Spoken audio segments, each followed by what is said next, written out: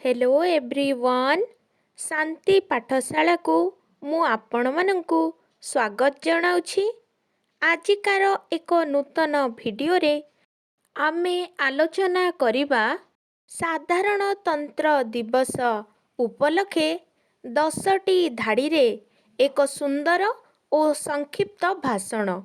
तेबे एबे पर्यंत जदि आपण चैनल को सब्सक्राइब करि नाहंती तेबे सर्वप्रथमे चैनल टी को सब्सक्राइब करनियंतु एवं पाखरे थिबा बेल आइकन टी को प्रेस कर दियंतु जहा द्वारा सर्वप्रथमे आपण वीडियो गुडी को देखि परिबे।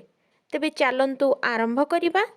1 नंबर प्रत्येक वर्ष जनवरी मास 26 तारिख को साधारणतंत्र दिवस बा गणतंत्र दिवस रूपे पालन करा जाए।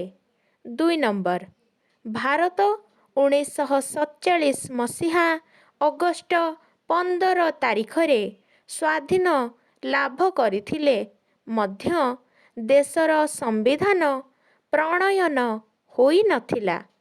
3 नंबर 1950 मसीहा जनवरी 26 तारिख रे भारत एक सार्वभौम गणतांत्रिक साधारणतंत्र राष्ट्र रूपरे परिगणित हेला। 4 नंबर स्वाधीन भारतर सुशासन पाई एक कमिटी गठन करा जाई देशर संविधान प्रणयन करागला।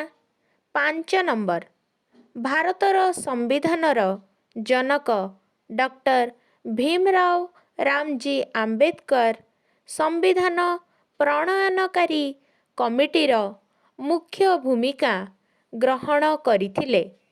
6 नंबर 1949 मसीहारे संविधान प्रणयन कार्य शेष हेला एवं भारत रे 1950 जनवरी 26 तारिख रे नूतन संविधान प्रणयन हेला। 7 नंबर एही दिवस को जनराज्य दिवस बा गणतंत्र दिवस बा साधारणतंत्र दिवस बोली कुहा जाए। 8 नंबर प्रतिवर्ष दिल्लीर लाल किल्ला ठारे भारतर राष्ट्रपति जातीय पताका उत्तोलन करिथांती। 9 नंबर समग्र भारतर विभिन्न राज्य रे शिक्षानुष्ठान एवं विभिन्न कार्यालय मानंकरे प्यारेड जातीय संगीत गान एवं पताका उत्तोलन करा जाए।